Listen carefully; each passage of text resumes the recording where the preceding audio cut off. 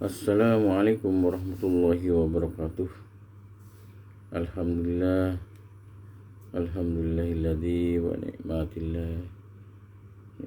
Islam wal iman. Allahumma salli ala sayyidina Muhammad wa ala sayyidina Muhammad amma ba'du. Kita teruskan kajian kita, yaitu Kitab Riyadhus Shalihin dengan bab takwa. Takwa sendiri adalah di sini menjaga diri dari perbuatan yang tidak baik. Juga takwa, takut kepada Allah. Ada yang sebagian mengatakan taat kepada Allah Subhanahu wa taala, menjalankan perintah Allah dan menjauhi apa yang dilarang oleh Allah Subhanahu wa taala. Sesuai dengan firman Allah Al-Imran 192, A'udzu billahi minasyaitonir rajim. Ya ayyuhalladzina amanu taqullaha haqqa tuqatih. Hai orang-orang yang beriman, bertakwalah pada Allah dengan sesungguh arti takwa. Firman Allah selanjutnya, fattaqullahumma istata'tum. Bertakwalah kepada Allah sekuat tenaga. Bertakwa kita harus diperjuangkan menurut ayat ini.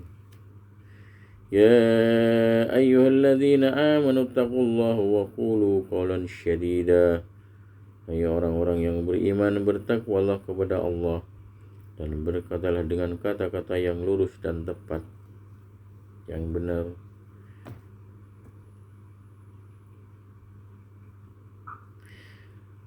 Firman Allah juga, "Wa may yattaqillaha yaj'al lahu makhraja wa yarzuqhu min haitsu la yahtasib."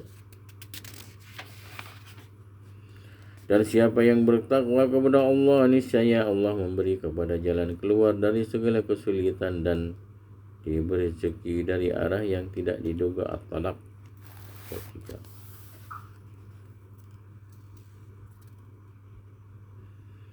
Firman Allah, ittaqullaha yaj'al lakum furuqan wa yukaffir ankum sayyi'atikum wa yaghfir lakum wallahu dzu fadlin 'adzim.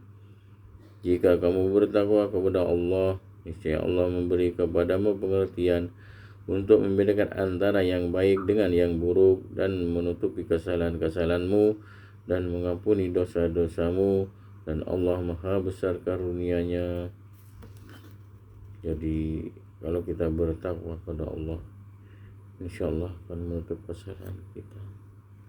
Semoga Allah memberikan penutup kesalahan kita, sehingga kita di hadapan Allah Subhanahu wa taala diampuni dosa-dosanya oleh Allah Subhanahu wa taala. Hadis dari Abu Hurairah, Rasulullah bersabda, ditanya, "Siapakah manusia yang termulia ya Nabi, yang lebih bertakwa?" Berkata si penanya, "Bukan tentang itu kami tanyakan," jawab Nabi.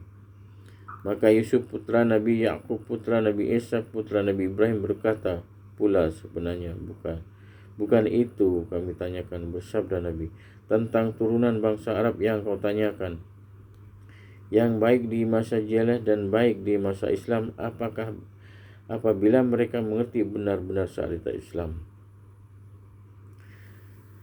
Manusia seolah-olah berat untuk menyadari asal kejadiannya dari Adam dan Hawa, yang berat untuk menyadari bahwa asal kejadiannya dari tanah. Kemudian jika telah menyadari asal kejadian dari itu, maka dengan alasan apakah untuk melebihkan dirinya dari orang lain,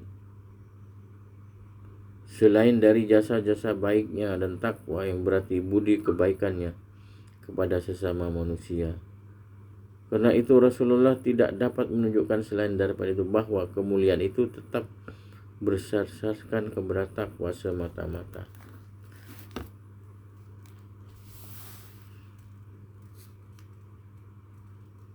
Inna akramakum indallahi atqakum. Sesungguh yang paling mulia di sisi Allah orang yang bertakwa di sisinya. Dari Abu Sa'id Khudri berkata, sabda Rasulullah, "Sesungguhnya dunia ini sangat manis dan indah, dan Allah menyerahkan kepada kamu untuk dilihat bagaimana kamu berbuat. Karena itu berhati-hatilah dalam dunia dan berhati-hatilah pada wanita.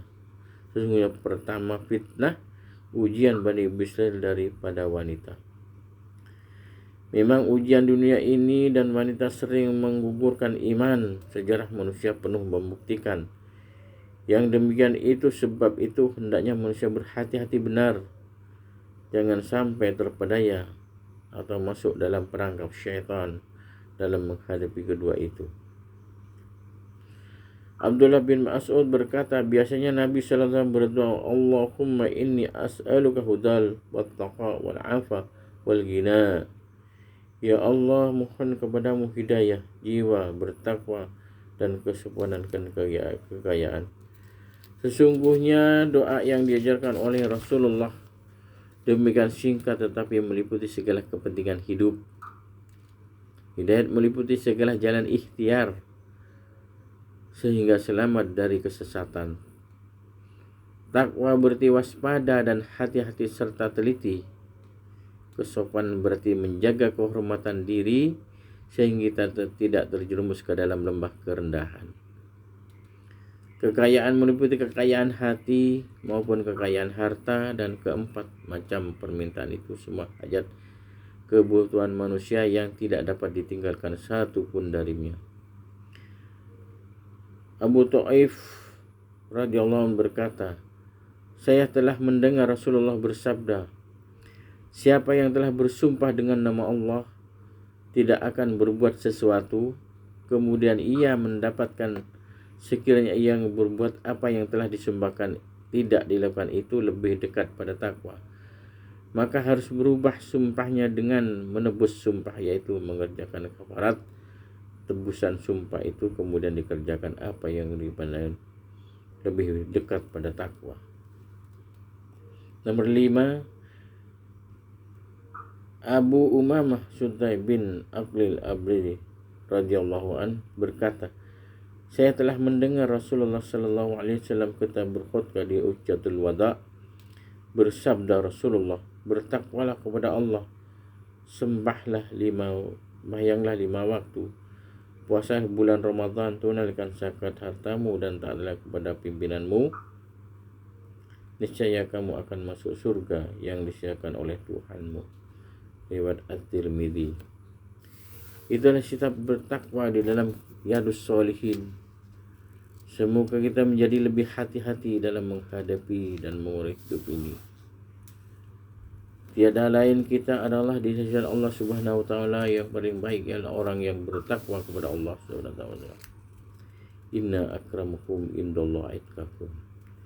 Yang paling mulia di sisi Allah adalah orang yang paling bertakwa di sisinya, yang takut dan selalu menjaga diri dari perbuatan yang tidak baik, dan selalu lurus dan selalu sesuai dengan ayat Al-Quran, sesuai dengan tuntunan Nabi Muhammad SAW. Itulah kita bisa selamat di dunia dan akhirat sehingga mencapai surganya Allah Subhanahu wa taala. Amin amin ya rabbal alamin. Untuk selanjutnya kita yakin dan tawakal kepada Allah Subhanahu wa taala. Cukup sekian pagi ini, semoga kita bermanfaat dan berguna bagi kita semua. Assalamualaikum warahmatullahi wabarakatuh.